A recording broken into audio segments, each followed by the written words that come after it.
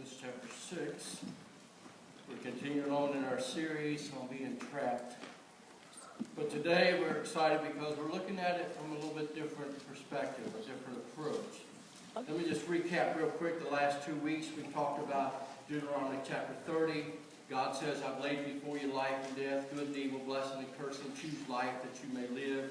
We looked at how that key word there, bless, means to kneel.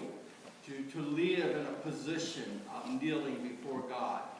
And as you do that, every moment of every day, that position of kneeling before God, that God's favor and benefits will be upon us. And then we looked at the equivalent of Jesus' words in John 10:10, where the thief has come to steal, to kill, and destroy, to take from us, to slaughter that Paschal lamb, your sacrifice to God, and literally to destroy your life, to render it useless, to bring to ruin. Last week, we looked at the big three traps, hindrances, things that impede us, things that weigh us down, that keep us from running the race effectively.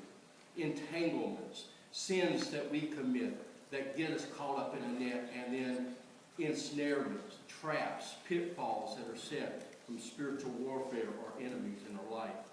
What I like about today's approach is this. If you're here this morning and you're a seeker, you're still exploring the Christian faith, you have not made that decision, you don't know a lot about the Bible, this is a perfect message for you.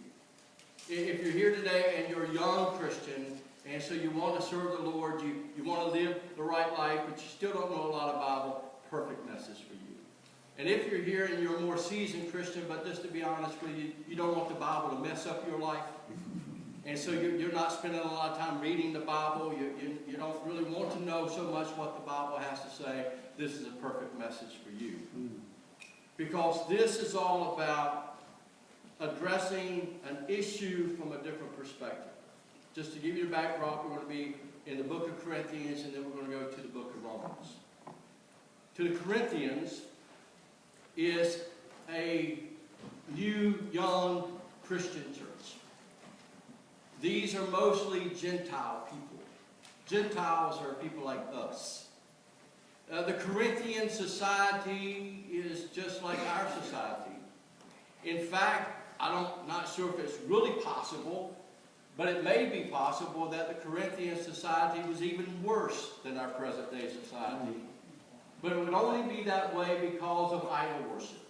There was hundreds and hundreds of different idols that were being worshipped. So with these idol worships, there was parties that would take place, drinkings and orgies, and you pretty much name it, these things were taking place. And here now they became new Christians. How were they supposed to act? How are they supposed to live? When you look at the Romans are different. The book of Romans is written to Jewish believers. So they're new Christians as well, but they're traditional Jews. They have grown up under all the Jewish laws. They have grown up with 614 laws that have been added to the covenant. They have their rituals. They have their animal sacrifices. They have their feast days. And now they've been set free from that covenant through Jesus Christ, the Messiah. And now it's only 200 commands. They don't have to do all the sacrifices and those things. And now they're arguing, they're debating, well, how Jewish do I have to remain to be a Christian? What foods can I eat, not eat? And so they're kind of in that world. And this is how Paul's addressing it. So in chapter 6 of 1 Corinthians, it gives us this new approach to take, a new perspective about the choices that we make. I have the right to do anything, Paul says, but not everything is beneficial. I have the right to do anything, but I will not be mastered by anything. And if you look over in chapter 10, verse 30, that Paul adds to that, or verse 23, I have the right to do anything. It may be permissible for me to do, but it is not constructive. Not everything is constructive for me to do. Isn't that such a wonderful, simple approach to all the choices that we make? That you may look and say, well, I don't know anything in the Bible that tells me I can't do this. It's completely legal from society. It's completely acceptable within society to do this. And so, I can do it. But the question still remains, just because you can do something, should you do it? Is there a consequence or reward to everything in which we do? So notice what Paul says. I may no longer be bound to all of these different things. Maybe my freedom in Christ has given me some new express freedoms. But there's still questions that I need to ask. There's still these three things that I need to figure out. Number one, is it constructive? Now, everybody understands the word constructive. Think about construction. What do you do in construction? You build. So he's asking the question, is this something that I'm doing that's going to help build me up, or what? Tear me down. Is it something that's going to help build me up, make my life better, make my family better, make the people around me better? Is it constructive, or is it something that can tear me down? Then he asks another question. Is it beneficial? Is it advantageous for me to do this? Is it going to result in good, or is it going to result in bad? I can do it. Is it going to build me up?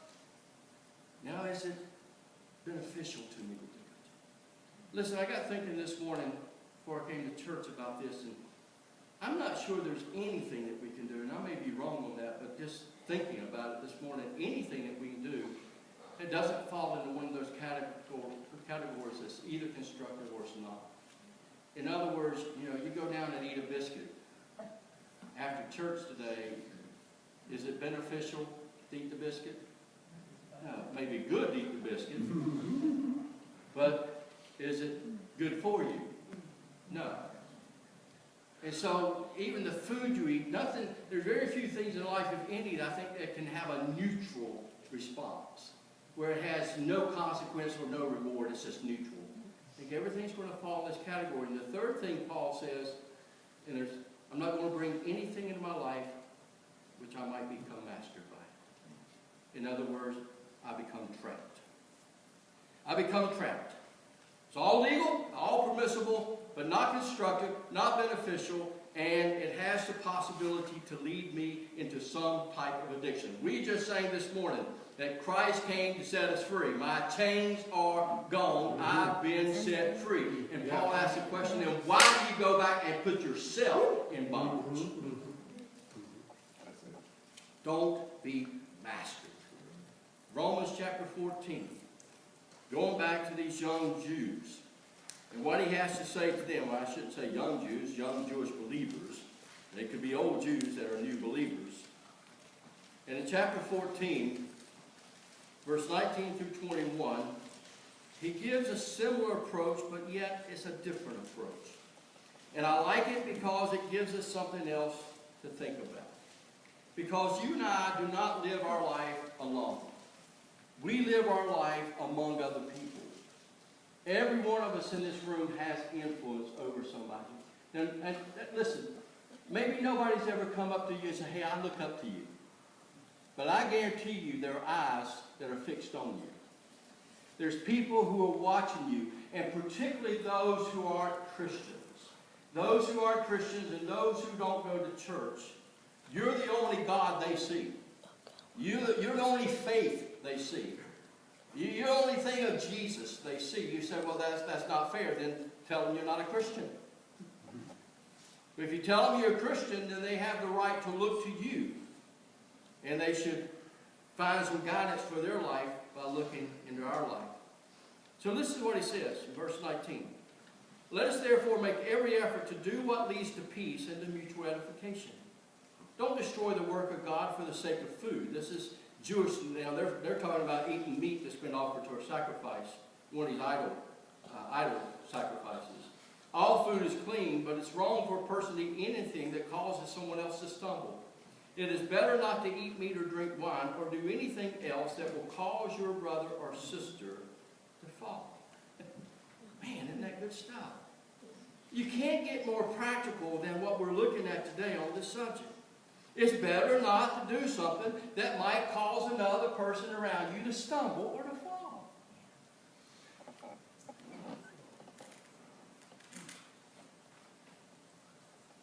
tell you the thing that irritates me in my top 10 list? One of my top 10 lists is parents that do things that influence their children, and then they act like they have no responsibility whatsoever for the child becoming addicted. Now listen, our children can do some dumb stuff on their own. But when you look at different things in life, if your child didn't find the porno magazine under your bed, then he's probably not going to become addicted to pornography, at least not through your influence, right? He doesn't walk into the room and you've got some type of pornographic image on the computer that you're watching, or something on TV that he becomes witness to, that you have just influenced him. I had this discussion, and I have this discussion all the time now. I mean, I get so tired of this discussion about alcohol. And I was talking to a parent, and, he was talking about, I think it's okay to drink. And it's always amazing how a Christian always tries to defend sin. But anyway, so he's talking about this, and we're talking about that. I said, well, what happens if your child drinks and becomes, he had a kid, and he said, your kid sees you drinking, and he becomes an alcoholic. Well, that will be his choice. I have no responsibility for that. You don't? Who's the number one teacher in this man's life? Who's the number one influence in this child's life? His parents. And so a child sees his parent do something, then they must assume that's what is okay to do. And a young Christian looks at a person who's been a Christian for 20 years that's supposed to be a stalwart within the church, and they see them do something, then they would assume what? It's okay to do. They know more than I know. They read the Bible. And so what happens? With our influence, we cause somebody else to stumble or to fall.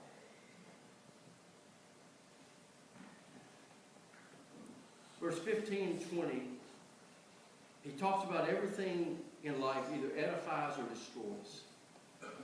He's saying there's no neutral to it. Everything in life either edifies or destroys. We're either going to do these things and cause somebody else to become tripped up, or even worse, he says, to cause them to fall, to become trapped. And Paul says over in 1 Corinthians chapter 8, verse 13, that if eating certain meat would cause my brother to fall, I'll stop eating meat, period. Wow. And not a person in this room that would probably do that. But he'll just have to get used to it.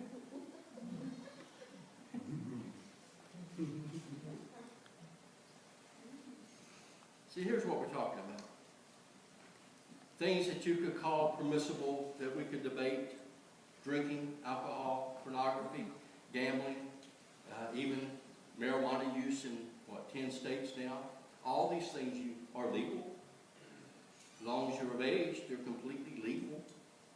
You can argue, well, the Bible doesn't say anything about shooting up heroin, and you would be correct. It doesn't specifically say that.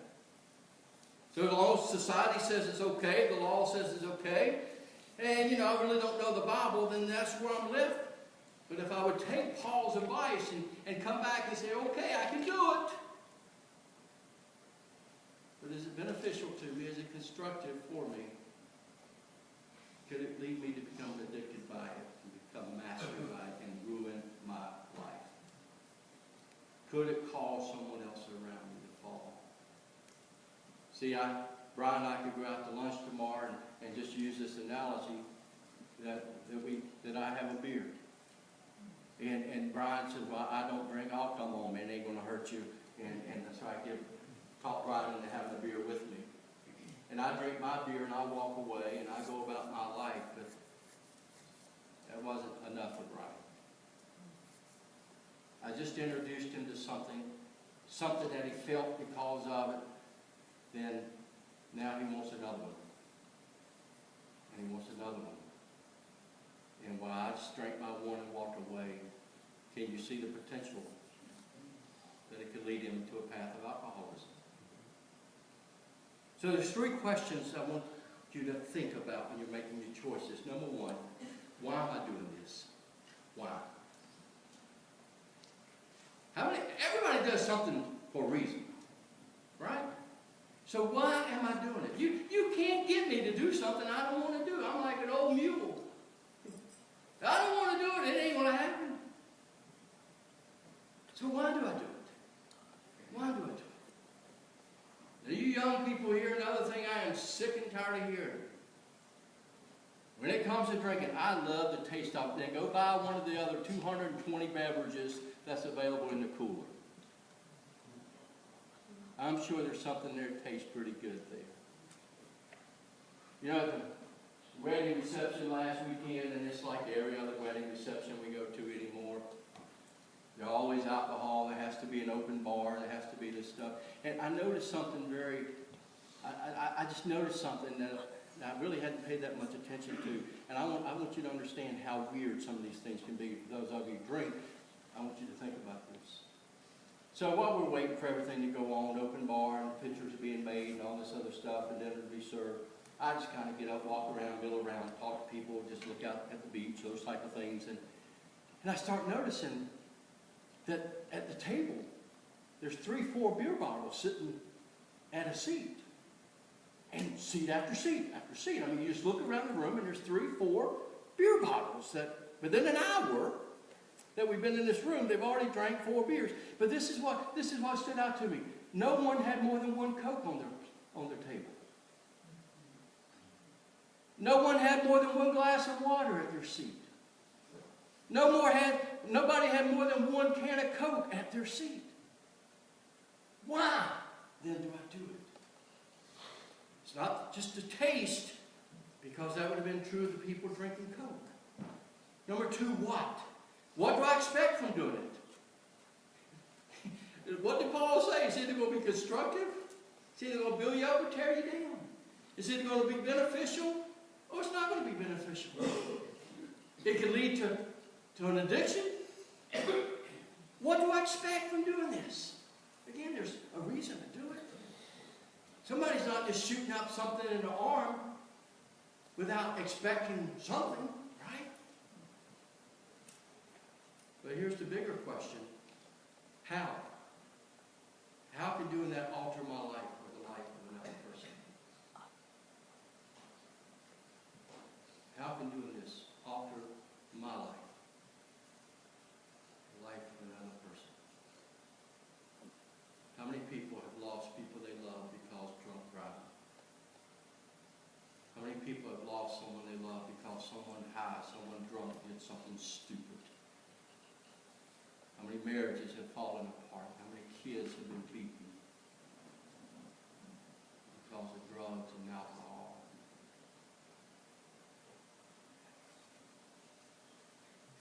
Now, I want to point this out and start wrapping this up. See, some of us would argue the point where we should be left to our own conscience. And Paul actually talks about this in Romans chapter 14. If you go back and in verse 14 and 20, he talks about, you say that your conscience should be your guide.